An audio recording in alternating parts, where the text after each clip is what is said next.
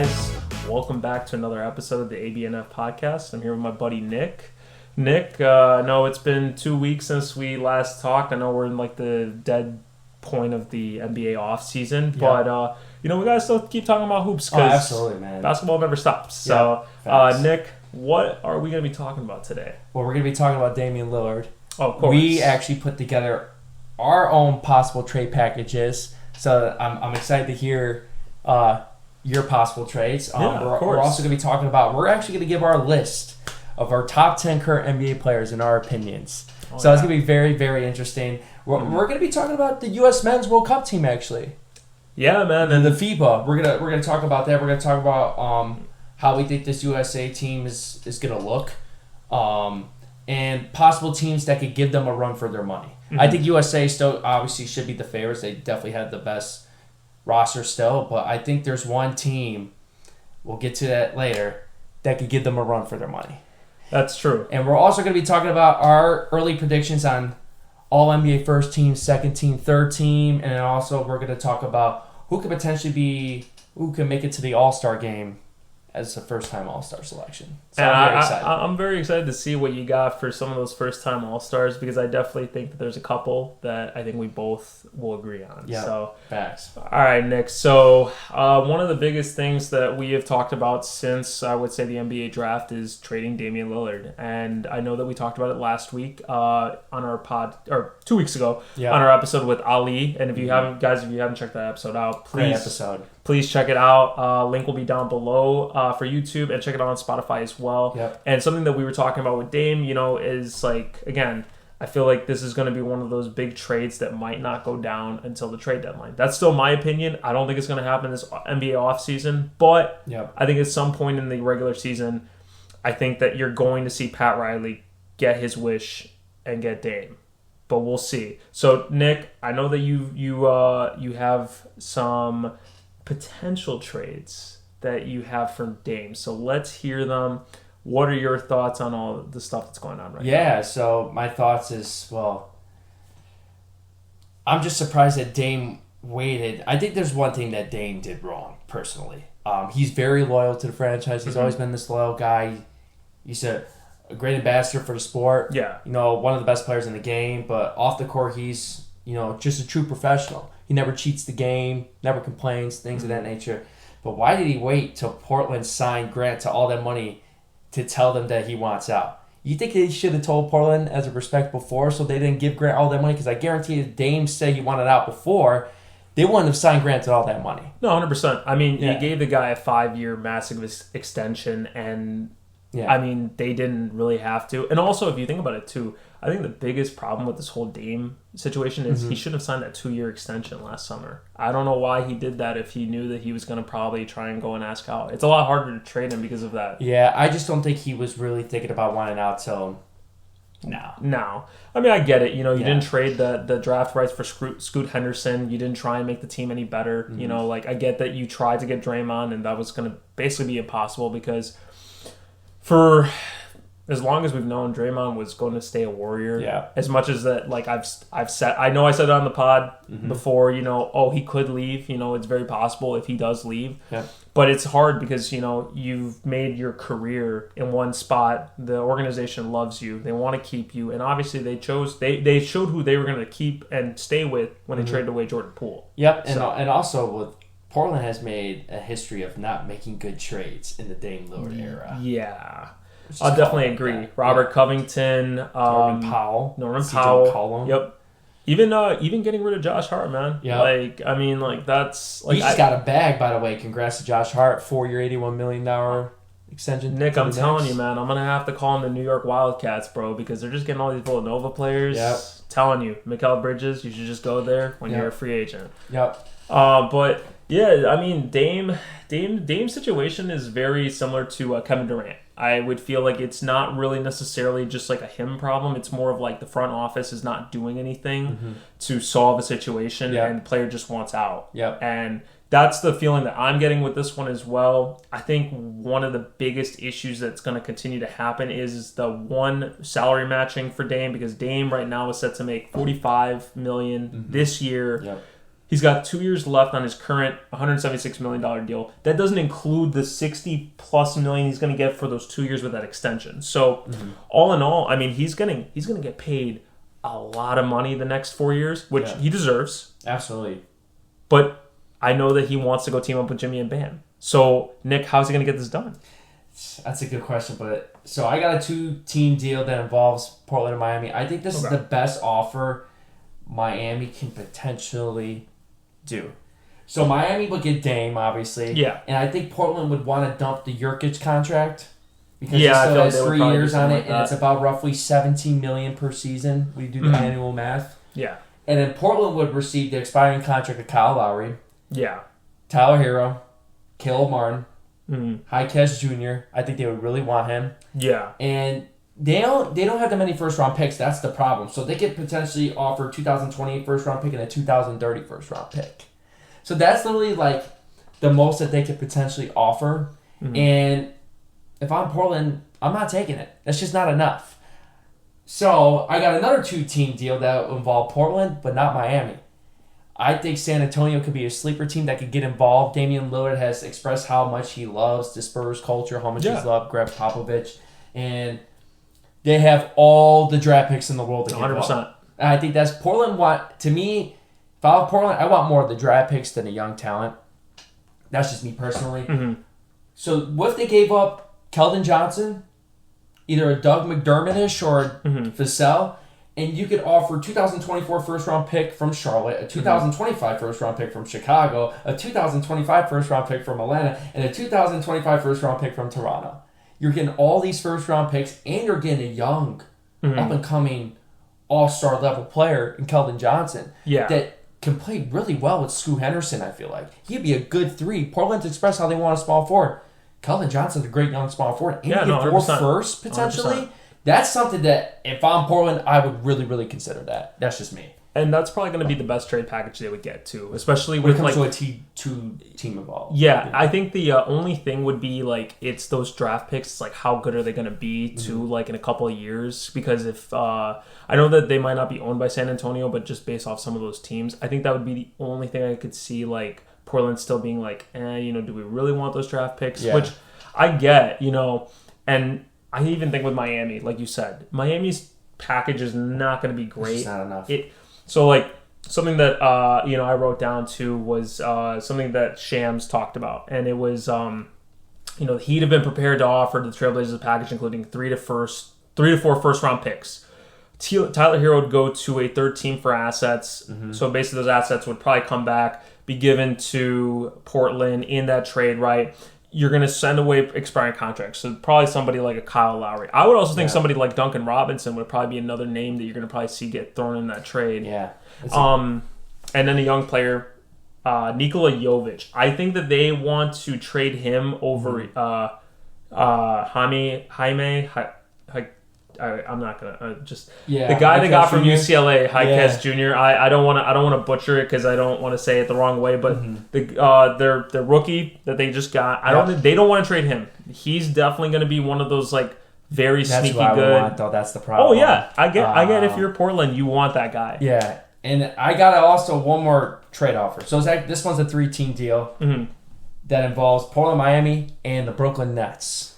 Okay. So Miami would end up with Dame. Yeah. And this is how Miami will be able to get Tyler Hero involved with other first-round picks. So Brooklyn would end up getting Tyler Hero. Okay. Then Portland would get Duncan Robinson, Jovic, Spencer Dinwiddie, Royce O'Neal, a 2028 first-round pick, a 2029 first-round pick, a 2030 first-round pick, a 2025 first-round pick from Phoenix, and a 2027 first-round pick from Philly. So they will potentially get a lot of nice young, players in return. You're getting 4 firsts and a potential pick swap. That's pretty good.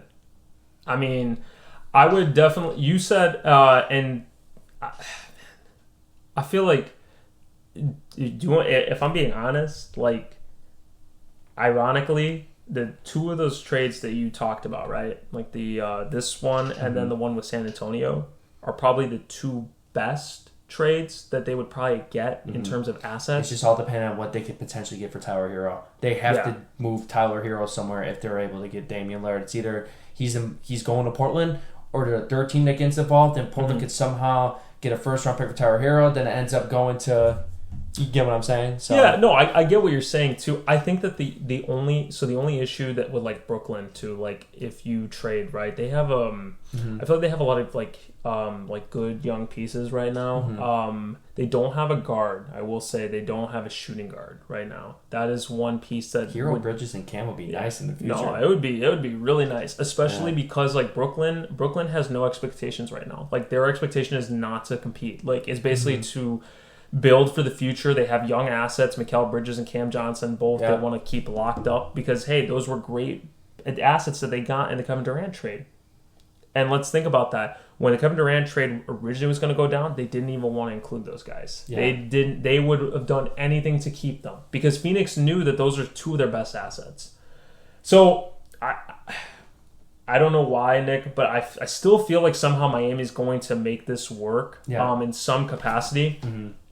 And I think Tyler Hero is a good young player. I don't know why people are discounting him that much. Like, oh, he hasn't done anything. Like, let's not like lie. Like he was one of the more important pieces that Miami on that bubble team. Yeah. Oh, absolutely. Yeah. I mean, he still averages 20 points a game.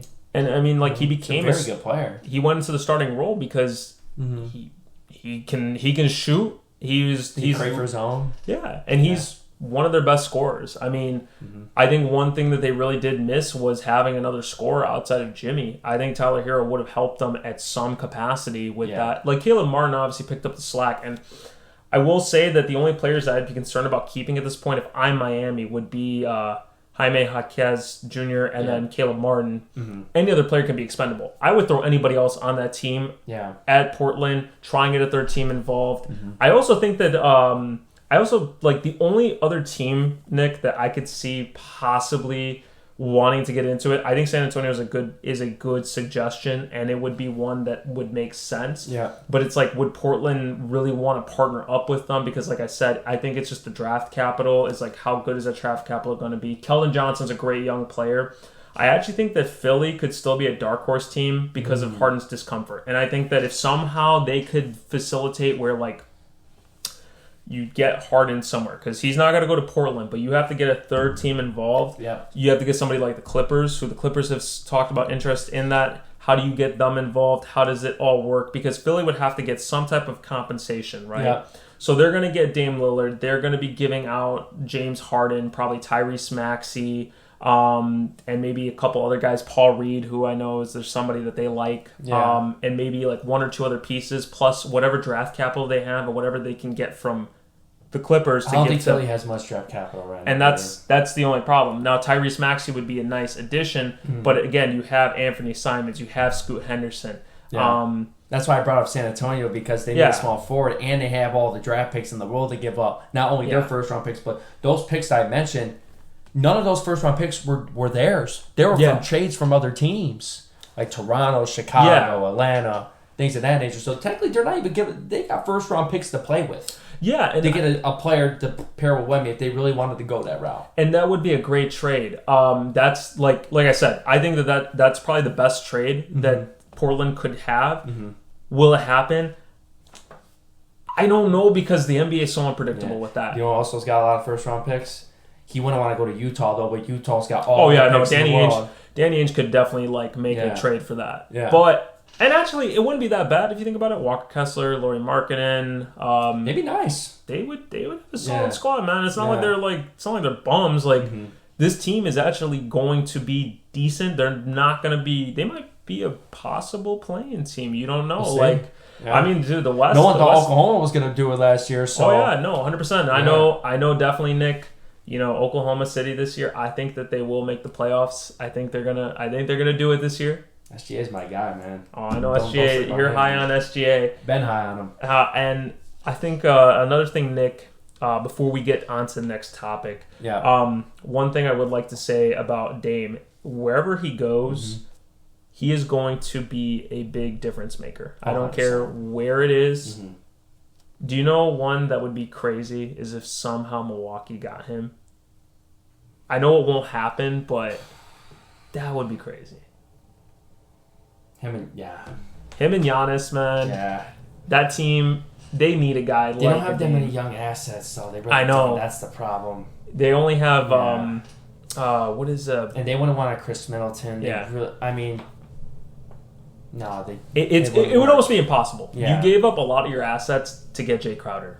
Yeah. And that didn't work out. It is wild how like Gary Payne and Jay Crowder, they're worth 5 second-round picks. People are giving up second-round picks like nothing. There's been great players throughout the years that got drafted in the second round. I'm just throwing it out there. I mean, that's true. Jokic, Draymond Green. I mean, even like Ginobili. Like all these guys have been drafted in the second round. Like, why are people sleeping on the second round so much? I'm telling you right now, a player that got drafted in the second round this year could be a top 5 player in this draft class. That's Amani Bates. Oh, yeah. And he got picked 40-something overall to Cleveland. He's in a perfect situation. I'm telling you, I don't know why these teams are giving up second-round picks like nothing. I think it's because a lot of times because I think they also think like, hey, that draft pick could actually be valuable to you one day. Like they're trying to sell that other team into taking it. Yeah. Because they know they're like, okay, the chances of that are pretty low. Mm-hmm. Like you said, you are right. There's been a lot of great second-round picks, but it's like almost like a diamond in the rough. So it's like, it's a hit or miss. You don't know if it's going to work, but it can. And I mean, even wasn't the one Jalen Williams? Wasn't he a second round pick? I could have from Oklahoma. You're talking about? not the lottery pick Jalen Williams. The other Jalen Williams. I could have sworn he was a second round pick. Possibly, yeah. I know we talked about that in the previous episode. Yeah. And I'm like trying to remember if he was or not. But either way, well, who's to say that first round pick is going to be a hit?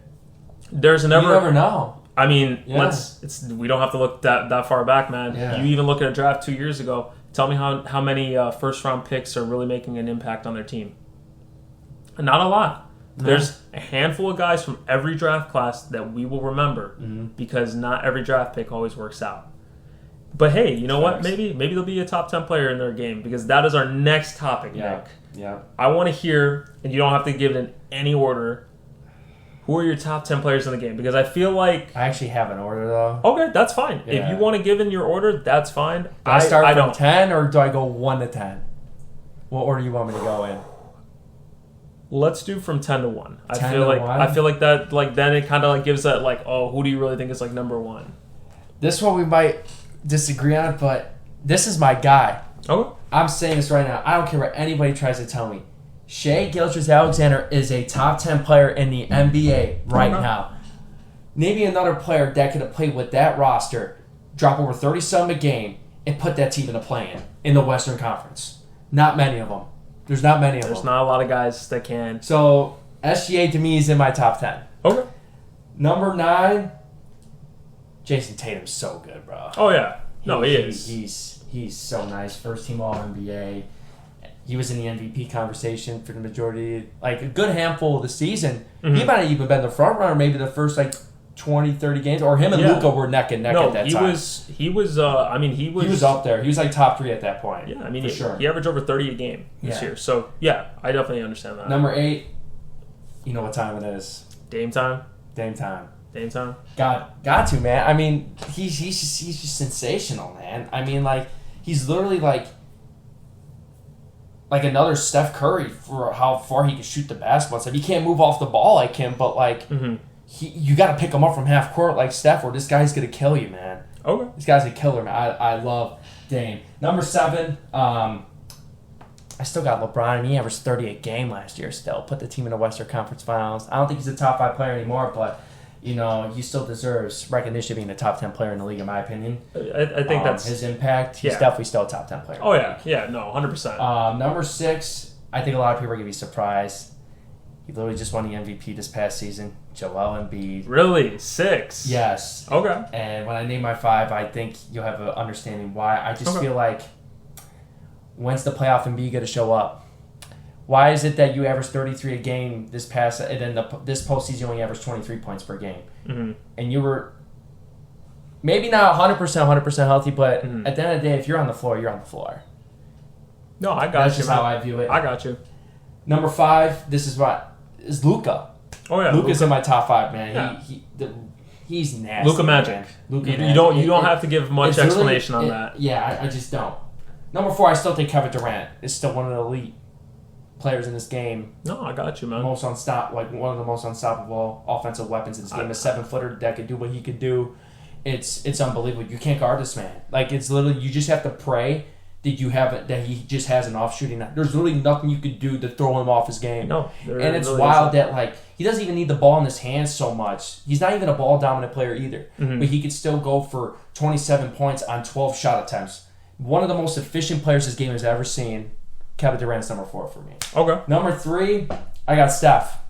Steph, his impact on the game, I don't really have to say much about Steph Curry. You don't really have to. Yeah. You don't really have to keep explaining that one to me. Yeah. I definitely agree with you. And number 2, I have Giannis. Okay. And at number 1, I got Nikola Jokic. I feel like that's like the obvious 3 years, one. Yeah. 2 MVPs, Finals MVPs, won the championship. You could even argue he should have won the MVP this year. Should have won 3 straight. You could make that argument. But yeah, so that's my rankings. That's my top 10. Okay, Nick. I like it. I will say the one guy that left off.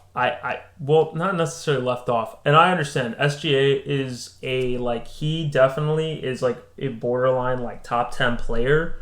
The one that I'm surprised that you gave was Dame. Not because I don't think that Dame is that valuable. Mm-hmm. I just feel like right now, because of where Dame, with the injuries and everything, when he's healthy, yes, top 10 player, for sure.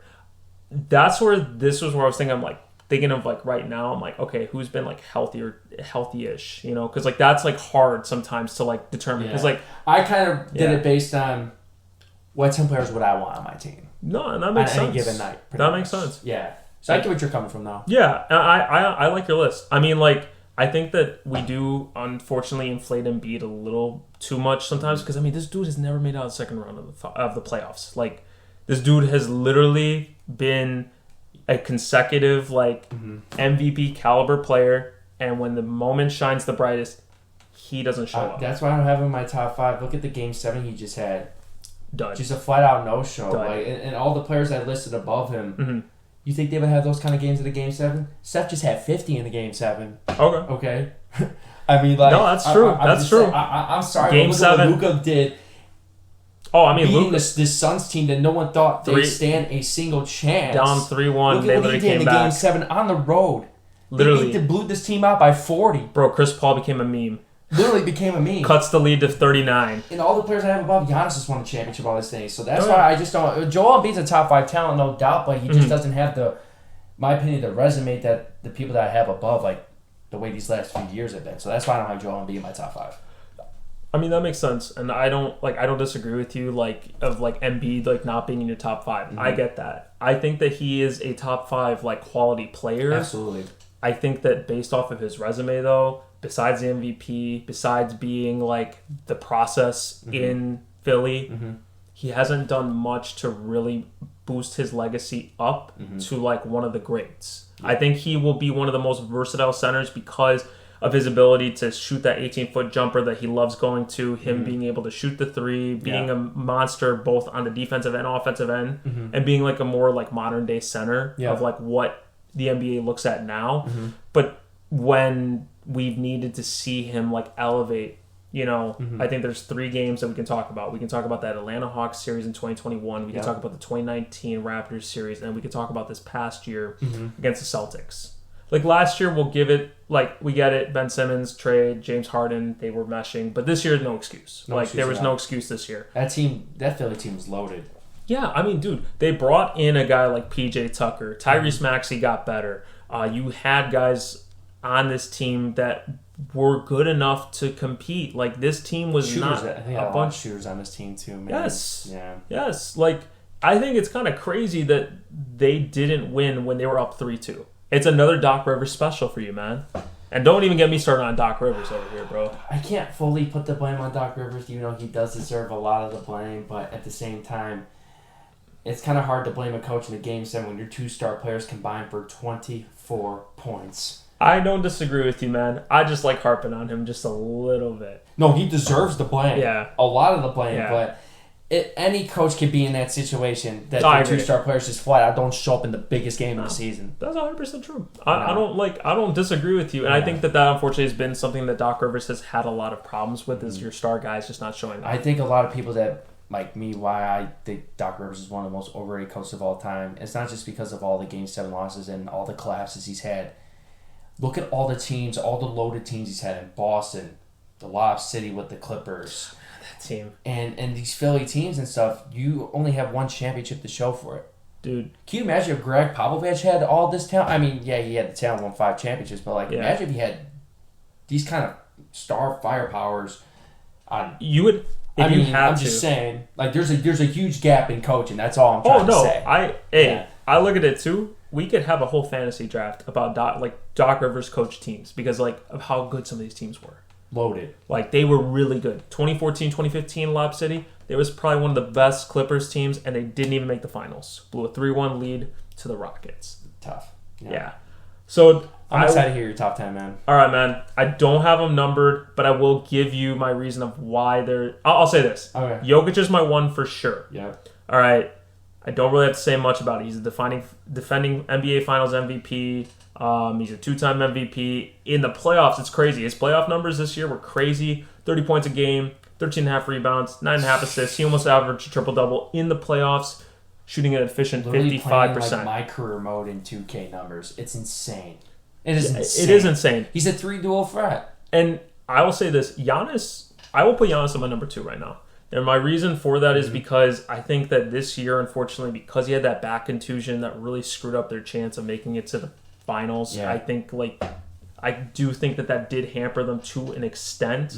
They should have still won that series against Miami. Yeah. But obviously, not having his Giannis, impact on both sides of the floor is just it's insane. Ridiculous. I mean, his numbers just are so efficient. I mean, he averaged 31 points this year. He had almost 12 rebounds a game, almost 6 assists. He was a 2021 NBA Finals MVP. Yeah. And I think that he had one of the most pivotal, and iconic, moments in the NBA Finals. The 50-piece to end it, all of those, the block and the dunk on the other end. Ooh, the lob dunk from Drew Holiday. Yeah. With the and one on Chris Paul. Those are iconic moments that, Giannis, when we think about it, we don't go and question his greatness. We think about those kind of moments. Something that Joel doesn't have.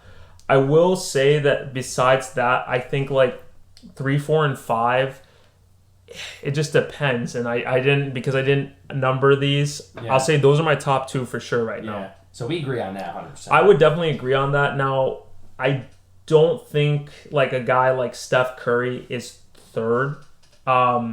And the only reason I'm going to say that, and he is in my top 10. I'm just going to make that very clear. I don't like the Warriors, but I'm not going to be a hater and say Steph Curry is not top 10. I would probably put more Steph at 6. And he's still the best shooter in the game. The 50 ball against the Kings in the first round on Game 7, he's showing no signs of slowing down. I mean, he was still shooting around 50% from the field this year. He almost averaged 30. Steph's impact on the game is so insane. I just think of it too, of not only when he has the ball, a lot of even players that have been on podcasts recently are he's more dangerous without the basketball. Imagine saying that about a player. He's more dangerous without the basketball than with the basketball. No, 100%. It's insane. He is that dangerous. Yeah. I will say he's... Even if you 1 second, you're looking another way, he's somehow just going through 3 screens, he's wide open for a 3. It's just insane. And how he sets up his teammates, because everyone always over collapses when he's coming off a pick and things of that nature. It's just, that's why I have him up there, man. And he still gets all this attention and still drops 30-something a night. 6 assists, 5 rebounds. He's the best three-point shooter we've ever seen, shooting about 44% from 3. Just shooting very efficient, shooting about over 90% from the free throw line every year. And this Warriors team this year wasn't really that talented.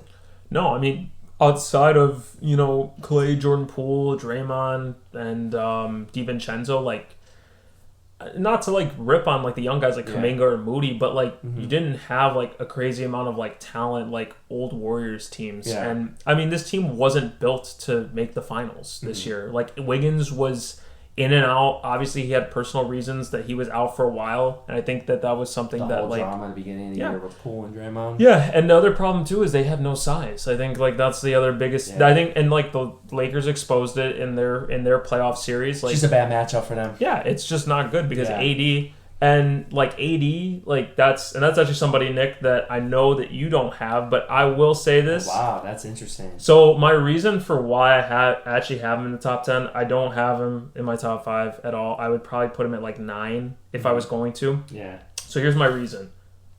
I get it, the injuries. I was looking at this stat earlier between like Kawhi, Steph, I believe Paul George, and there's one other player that's had injury problems in AD. AD's played the most games out of all 5 of those players in the last 5 years. Yeah.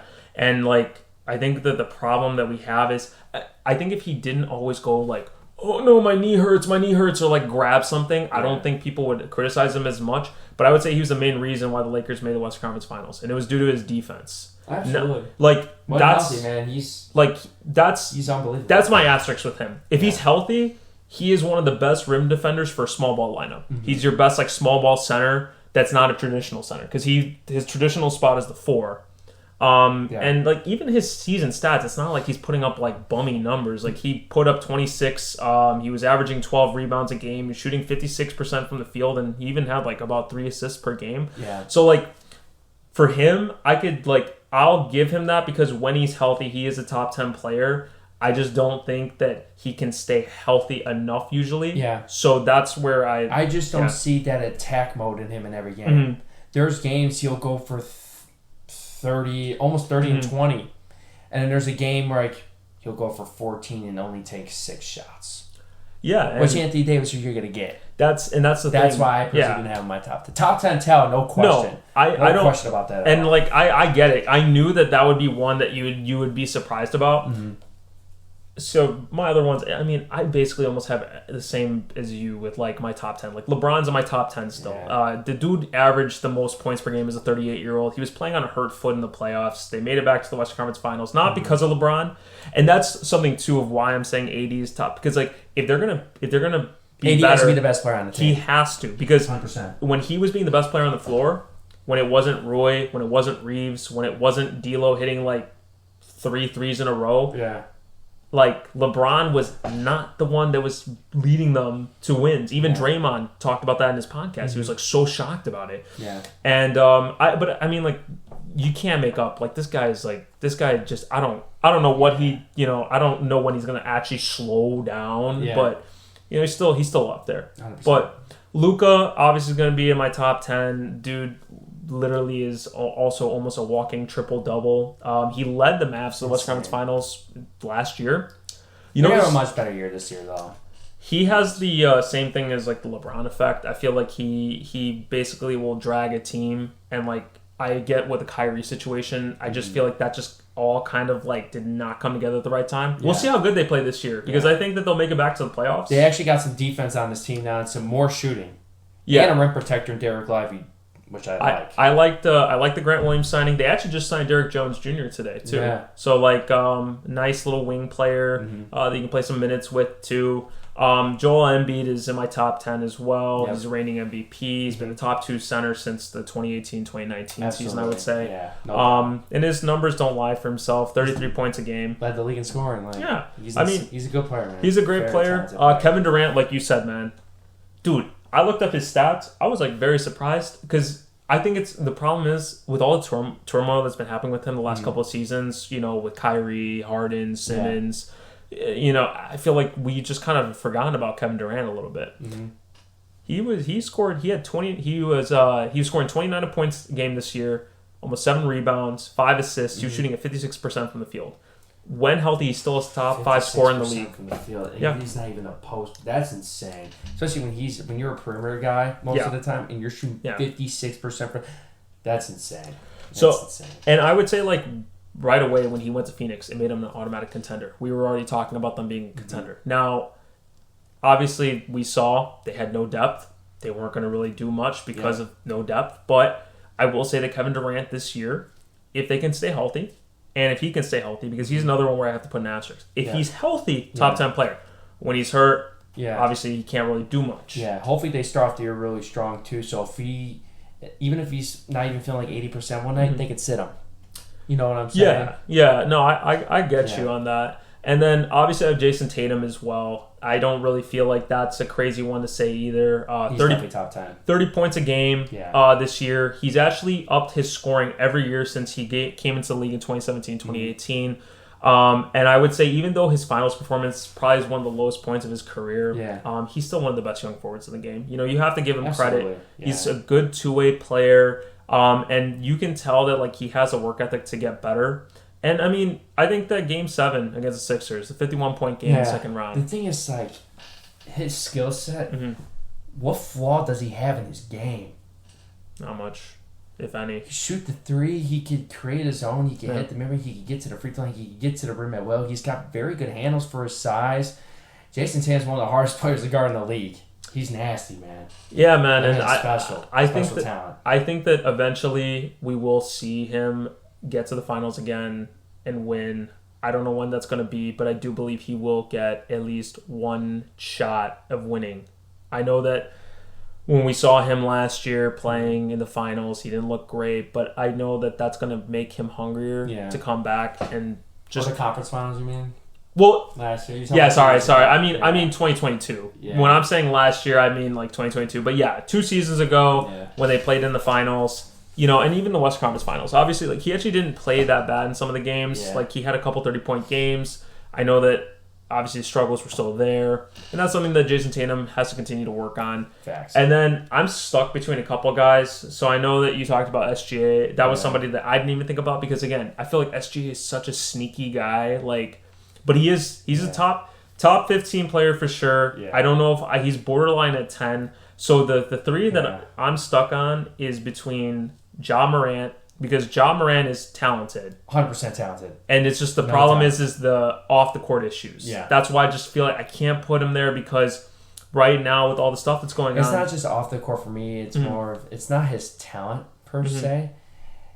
It is kind of hard when you're out and the team wins still at a high percentage. I will never say the Grizzlies are better without Ja Morant. Oh, no. Would never say something like that. No, I'm just saying, like, these players that I have, if SGA had to miss an entire year, Oklahoma would be dead last. Oh, yeah. No, 100%. Like, let's not forget, they won Game 2 against the Lakers, and Ja Morant didn't play.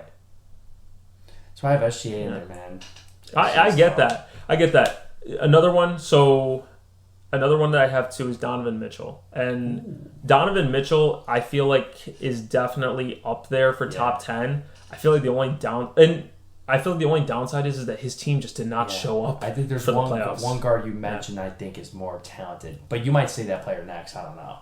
So the only other person that I would say that like I would think it could be top 10, but this would be between like the three that I'm saying right now. I don't like Devin Booker, but I feel like exactly what I was talking about. Like Devin Booker would be my other guy, and the reason why is because I have seen Devin Booker progress from just being like a straight up catch and shoot guy to being able to facilitate for a team and being a scorer that can create his own shot. That was something that I know that was a problem when he came out of college. Was like he can't create for himself. Yeah. And he was he was just a standard shooter. So. Yeah, it's just hard because in his biggest games of his career, he hasn't shown up. Yeah, but talent wise, if someone wanted to tell me he's a top 10 player in the league, I can't really say much because he's definitely as a talent, he's definitely top 10 talent wise. Yeah, and I feel like like Devin Booker, right? Like he was shooting 80% from the field in the playoffs against the Nuggets. He was literally like having to like shoot lights out just to steal 2 games from the eventual champs.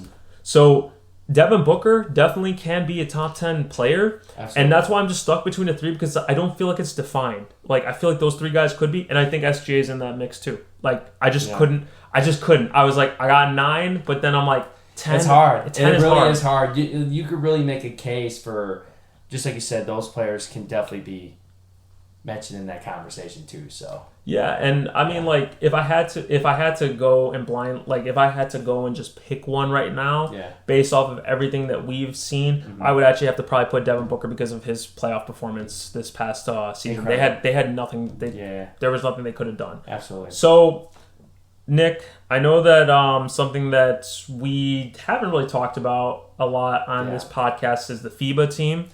Yep. And I just want to know, I know that you mentioned this at the beginning of the episode, Team USA still got the best team. It's really hard to beat them, regardless. And I know that fans are like, oh, this isn't even the best product we could put on the floor. That is true, though. But what are your thoughts on the roster? I mean, well, they just had a game a couple nights ago. They beat Puerto Rico 117-74. I don't know if Puerto Rico has a player on that team that's in the NBA.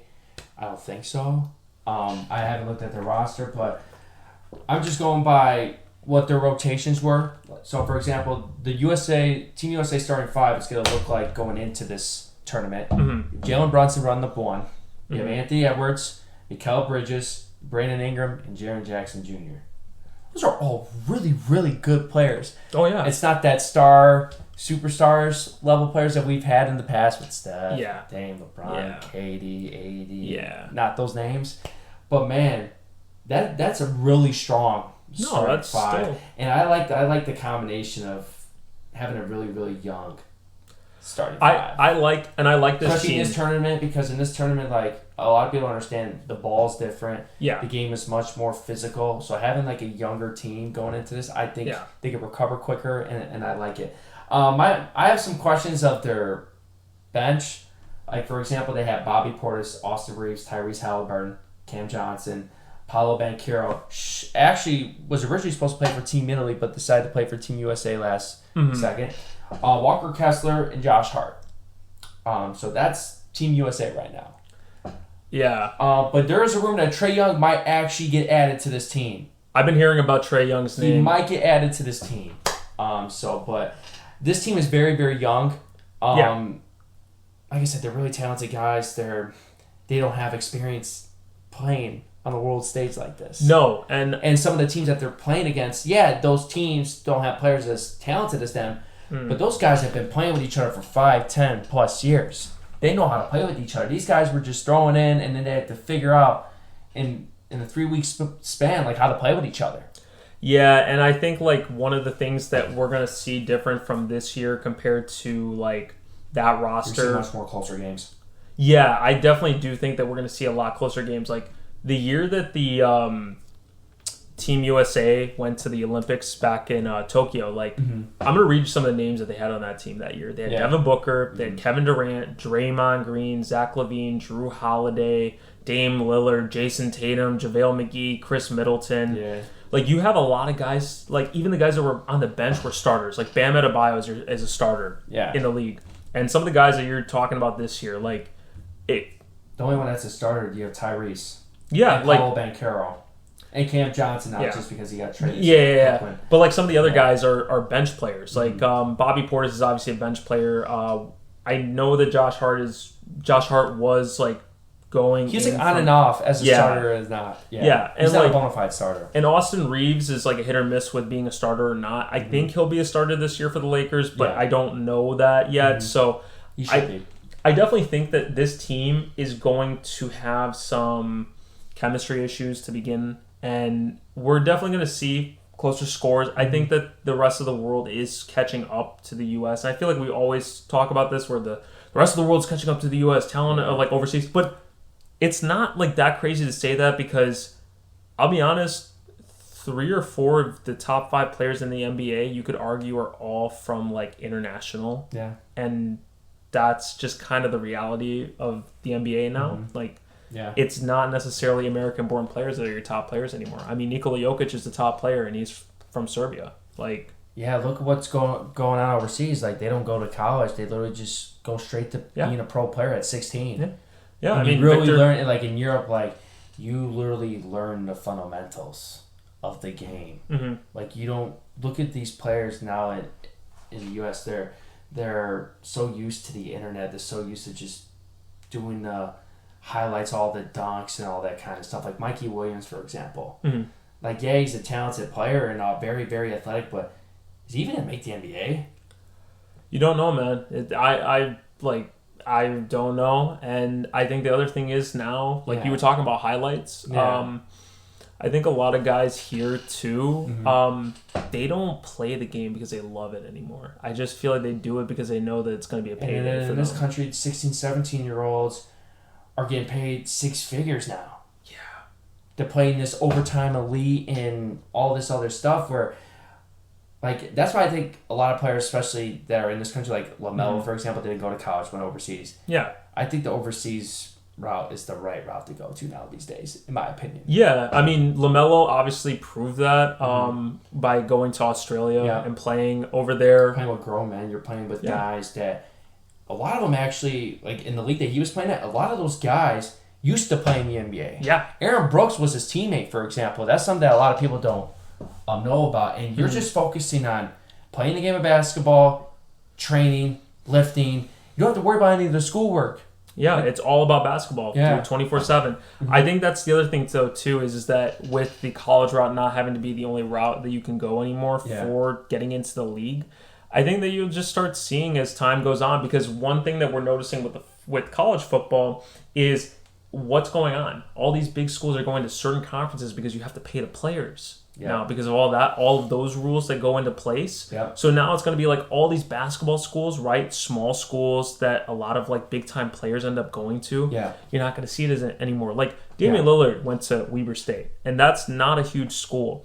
You know, Villanova is, I wouldn't say it's a small school, but it's in the Big East. That's not a big conference. It's actually, the only reason that conference exists is because it's a Catholic conference. It's all the Catholic schools that are in that conference. There's a couple of really good teams in that conference. And it's not like as deep as like the Big Ten, ACC, So Big 12. What happens to all those teams? Because a lot of guys come out of the Big East. And what happens when that funding's not there? And guys don't want to go to those schools because they'd rather go somewhere where they can get paid more. Yeah, very interesting. So, I mean, that's really the reality of like where we're heading with. And I think that like it's kind of almost even showing with you right now with like Team USA, like everybody being younger. I think actually probably the most talented, like, or at least the three most talented guys on this team is like Ant Edwards, Paolo Banchero, and I would say like it would be a toss up between like Mikal Bridges and Tyrese Halliburton, just based off of like talent-wise. But I heard that Jaren Jackson Jr. has been the best player for them so far, like in terms of everything. Like I think he is very talented. And obviously, like it's not like he can't play the center position. And they need a guy that can stretch the floor. He's an elite defender too. He could switch, and he's going to be very, very important to this Team for Team USA. And they want to win this tournament. There's one team, in my opinion, that could give this team a run for their money. I know. Team Canada. Yep. But here's the thing, though. Jamal Murray is actually not participating in their exhibition games in Germany. And his status for this tournament is still to be determined because of after a long season winning the championship, you might want to take a break. But let's say, hypothetically speaking, if Jamal Murray decides to play for Team Canada, I'm just going to list you the top players that they have on this team. You have Jamal Murray, SGA, RJ Barrett, Dylan Brooks, Lou Dort, Nickeil Alexander-Walker, Kelly Olynyk, Dwight Powell, and people forget that Zach Edey's on Team Canada, the one that's a 7'4" from Purdue that's on this roster. That's a pretty good team, man. I'm not gonna lie, that team's gonna definitely give Team USA. On this team. I think whenever you see like 3, 4, 5 guys from the NBA that are on like one of these teams, that's when you know Team USA is gonna get some trouble, because I would have said France would have also been one if they had actually been able to have their guys play. That would be another one I would say too. I mean, honestly, I still think like I don't have too many concerns for them. For this, because I know that a lot of guys are skipping out. I know Rui Hachimura is not playing for Team Japan. I know that obviously like Paolo Banchero, not Paolo Banchero, sorry, because he was able to play for Team France. But we know Rudy Gobert is not playing for Team France. We know that Victor Wembanyama is not playing for France. I don't know if there's any NBA players this year playing for France. I just get scared if the USA Canada with Jamal Murray and SGA, like if this game gets tight, man, that backcourt is just nasty. Jamal Murray is a clutch bucket getter, man. This guy needs to get some more respect, bro. And this team, they got some defenders on this team. Bunch of rough riders. Dylan Brooks, Lou Dort. They got two of the most rough riders in the game that really like to get in you. Especially in this style of play, you could be much more physical. They let other stuff go. So the game, it's going to be very, very interesting. I'm telling you, if Jamal Murray decides to play, I'm telling you right now, I would still favor the U.S., but if Team Canada actually beat Team USA, I would not be surprised. So are you telling me then Dylan Brooks is going to poke Bears? He is going to poke Bears. He's going to poke Bears? Exactly. All right, He's gonna poke Bears. I want to see it then. Yeah. Well, Nick, I will say that I think Team USA still is going to win. I still think they're going to win too. But I do think that we're going to start seeing the change of the guard with that. And I think that you're going to just continue to see this team be a lot younger. I don't think you're going to see a lot of like headline guys play for Team USA for a while. So my next thing that I wanted to get into with you was something that we want to also do some early predictions on. So the All-NBA teams. Yeah. Nick, I think the best way we can do this is if we both want to give like our first team, then we can go to our second teams, and then we can do our third teams, and we'll finish it off with the All-Star like predictions too. Yep. Sounds good to me. So you want to start off with the first team? Sure. So Nick, I think you'll be happy with who I'm going to say as my All-NBA first team for one of my guards. I have SGA. I think that SGA this year is going to continue to help Oklahoma City get to the next spot. And I think with Chet Holmgren back, I think they're going to definitely make the playoffs this year. Like you said, man, SGA is a talented scorer. He literally has gotten better every year. Yeah. If you don't have SGA on this team, they're not where they're at right now. Yeah. I would say my second guard would be Luka. I don't really feel like there's much that I need to say about Luka in this category because, again, he is a stat. He's going to drop his stats. He's going to get other people involved. I think having shooters like Grant Williams and Seth Curry on this team is going to help him. Yeah. I think another year with Kyrie is going to be good.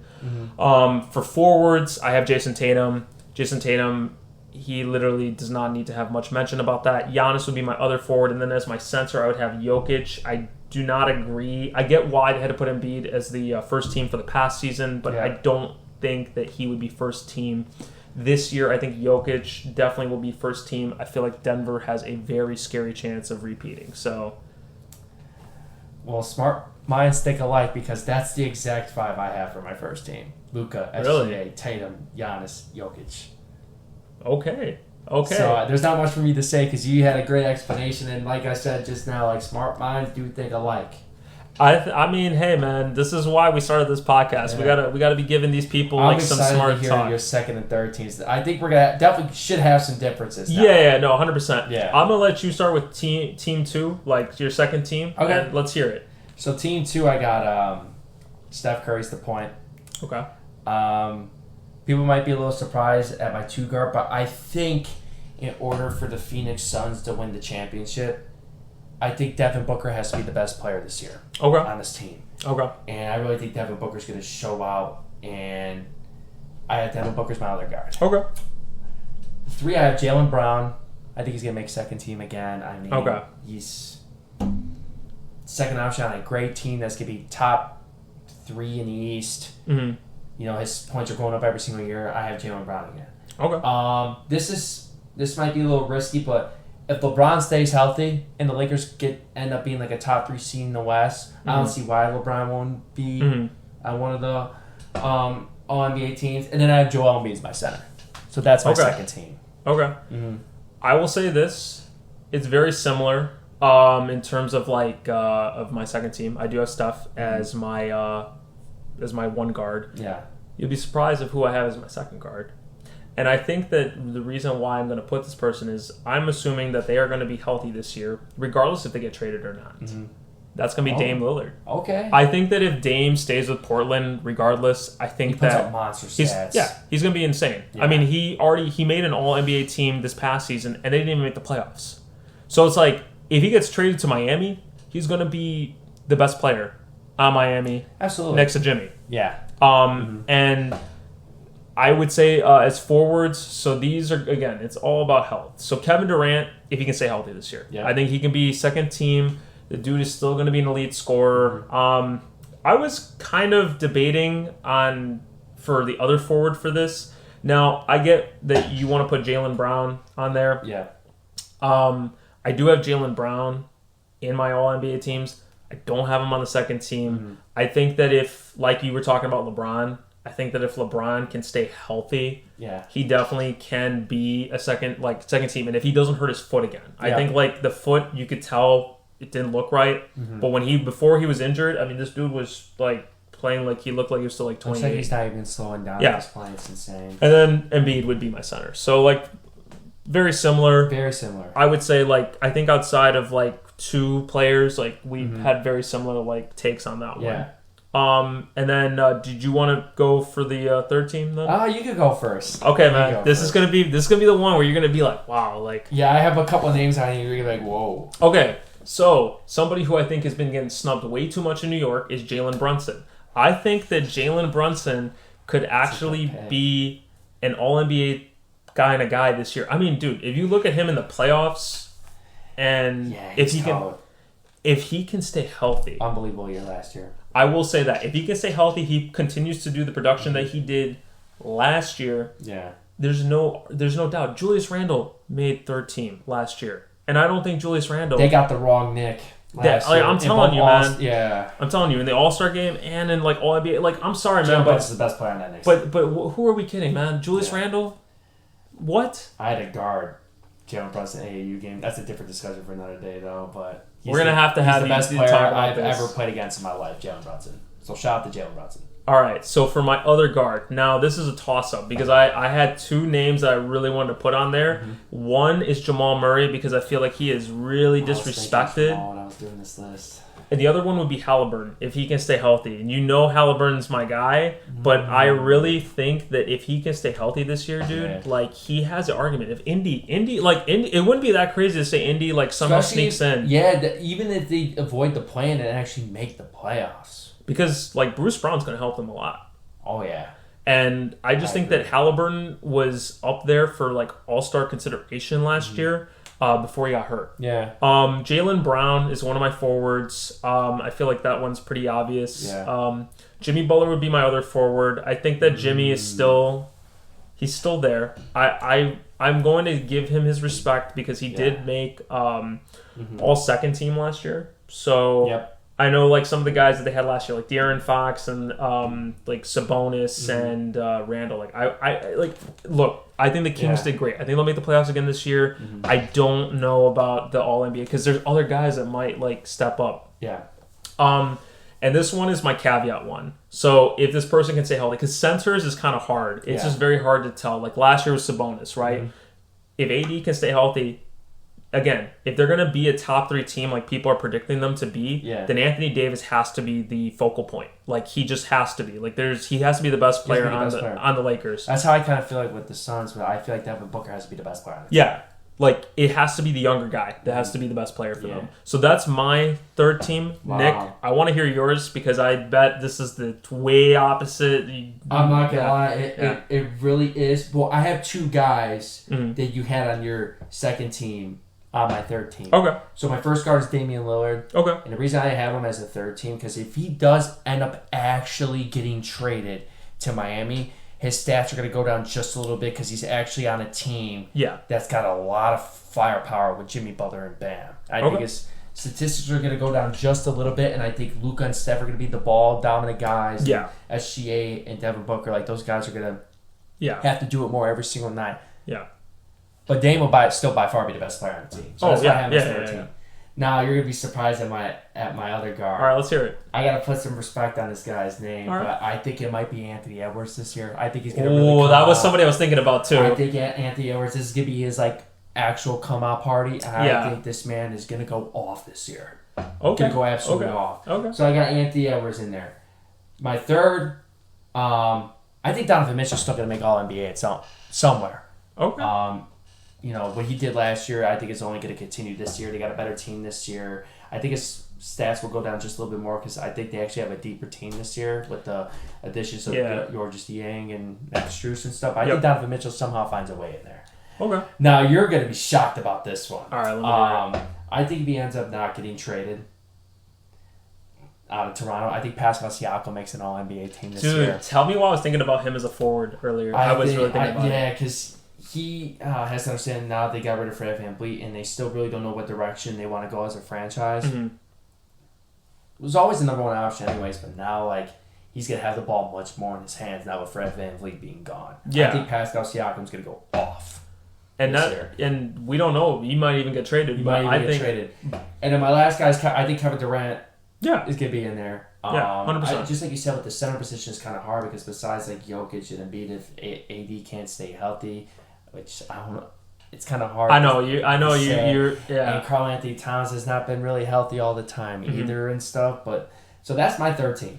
Okay, I mean I like it, man. I think that the one that I really was thinking about with forwards was Ant, and I was thinking about it too because one of the things that I really like about Ant is how he's continued to improve his game over the last 2 years, and I really think that if Minnesota is going to make the playoffs this year, Ant has to continue to be the best player on this team. Yeah. We clearly saw that he just had a really off game in the play-in tournament, and I mean, the dude took a game off of the Nuggets because he's just that good. He's that good. So, no, I respect that. I think that you have some really good ones. I think that you have some really good ones too. You have some really interesting ones. The only reason that I really was saying for Jamal Murray too was because I just feel it's like, dude, this guy got snubbed in the All-Star team. And I feel like we don't talk enough about Jamal Murray. That always gets snubbed. Unfortunately, it's very unfortunate. Yeah, and he is a really good player, and I don't think that we talk about him enough. I think we talk a lot about Jokic, but we don't talk enough about Jamal Murray. Now, I know Nick. In terms of the last topic that we want to talk about for today, at least, is going to be about our possible early predictions on possible All-Star selections that either weren't selected last year but have been an All-Star before, or any first-time All-Stars. So I don't know how many you want to give, or if you had a certain amount of lists that you... Yeah, so I had 4 potential first-time All-Stars. All right, let's hear them. I only gave a couple of names players that weren't All-Stars last year that should be on this year. Yeah. But I guess... Okay, so the players that can make an NBA All-Star appearance that didn't make it last year, I think Devin Booker was hurt last year. Devin Booker should be on it this year. Yeah. If he stays healthy. And I think if I read this right, did Jimmy Butler make the All-Star team this year? So I don't think he did. I could have sworn he played, but maybe he was again a replacement. Maybe? Yeah. Because I don't think he made it last year. So that's why I had him on my list of players that didn't make it last year that should make it this year. So those are my 2, Devin Booker and Jimmy Butler for that. The potential first-time All-Stars, I got 4 names. You're going to be interested in this first one. All right, let's hear it. I think Paolo Banchero might have a shot. Ooh, okay. A guy last year averaged 20 points per game, 7 rebounds, about 4 assists per game as a rookie. And people forget that the Magic they started off so bad last year. But their last 30-some games, I believe, they actually played over 500 basketball. And with all the injuries that they actually had, I think Paolo Banchero especially has been working with Kevin Durant a lot this offseason. So I like Paolo Banchero. Second one, I think Jordan Poole's got a nice shot being that first or second option. With Washington, they don't have that much going on. It's just going to be him and Kuzma just trying to put up 40 apiece. I feel like that's how this team's going to go this year. So I mean, that's a good true. situation for him individually. The next player I got is Mikal Bridges. Yeah. I got some stats. So I understand that one. 56 games with Phoenix last year. He averaged 17.2 points per game, 4.3 rebounds, 3.6 assists, shot 39% from 3 and 46% from the field. But did you see his stats for the 27 games he played for the Nets last year? He averaged 26 a game. Almost 5 rebounds a game, about 3 assists per game, 38% from 3 and 48% from the field. If that's not all-star numbers, I don't know what is. Just depends on who. It really does depend on who it is. And then the last player I have is Jalen Brunson. I don't think there's that much to talk about with Jalen Brunson. He averaged 24, 6, 4. He shot 42% from 3 and almost 50% from the field. So he was the one that absolutely got snubbed last year. And those are 4 names that I wouldn't be surprised.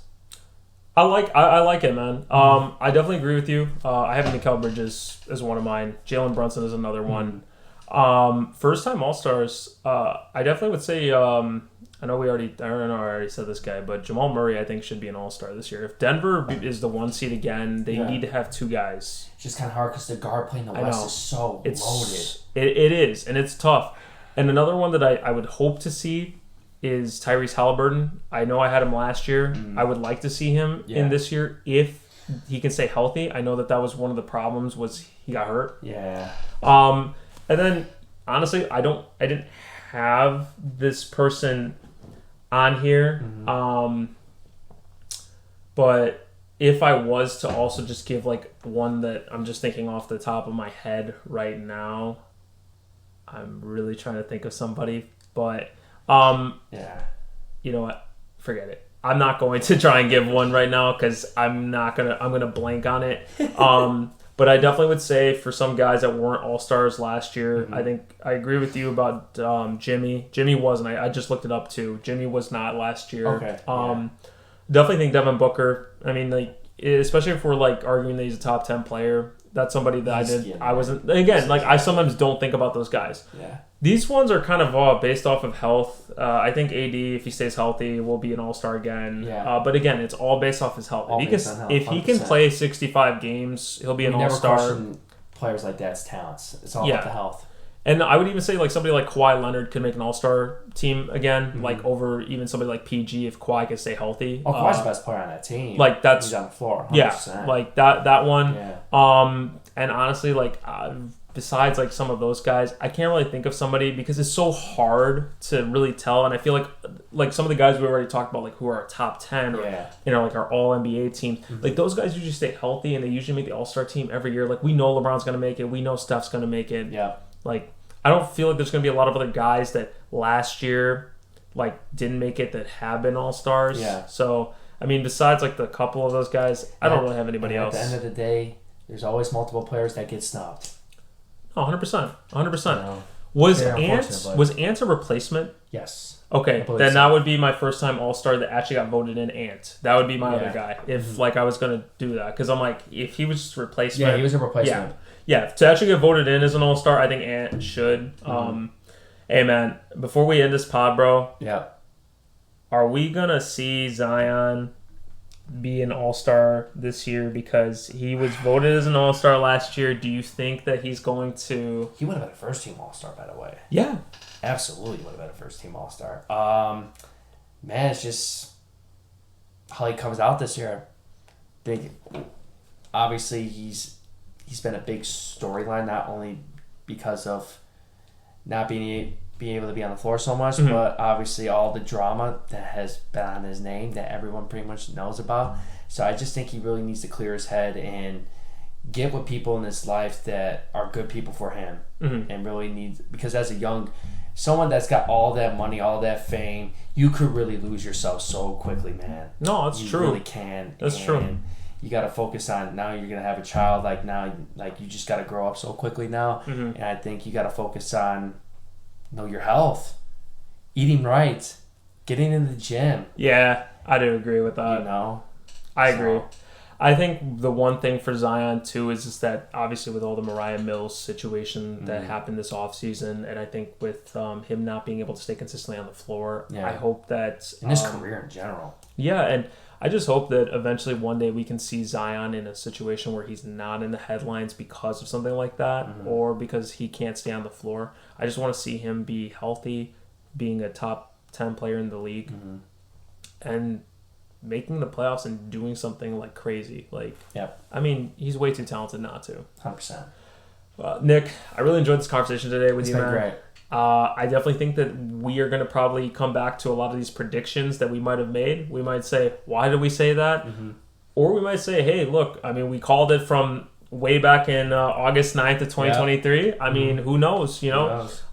But guys, thank you for listening until the end of the video. We really do appreciate all the support, all the feedback, and everything you guys have been giving us. Nick and I really do try to make every episode special, detailed, and study and like just try and like give you guys good content, because get the best knowledge we possibly can. Because one of the biggest things that we've always talked about is we don't want to be like mainstream media talking about the same thing over and over and over again. We want to give you guys different things. So again, guys, if you would like to be on the podcast, please reach out to us. Let Absolutely. us know. We really appreciated KJ and Ali in the last 2 episodes of the pod, both giving their insights on basketball and giving different perspectives, because we know that everybody's not going to all have the same opinion. So do not feel like you need to know as much as somebody else does, because we're going to respect whatever you got to say at the end of the day. Absolutely. And this is a platform to speak your mind. Yeah, speak your mind, man. Absolutely. Like Alex and I, we don't agree on everything. No. We had a couple, different takes today. Yeah, I mean that's part of it, and that's how it is, man. Like we don't like there's teams that we don't like that maybe the other person likes, and we just but like we respect each other's opinion on it. Absolutely. So yeah. But subscribe, guys. Follow us on X now, because it's not Twitter anymore. But follow us on X. And follow the podcast on Spotify. And please share. And for Nick and myself, this has been All Ball, No Foul. Thank you, guys. Have a good night. And we will be seeing you soon.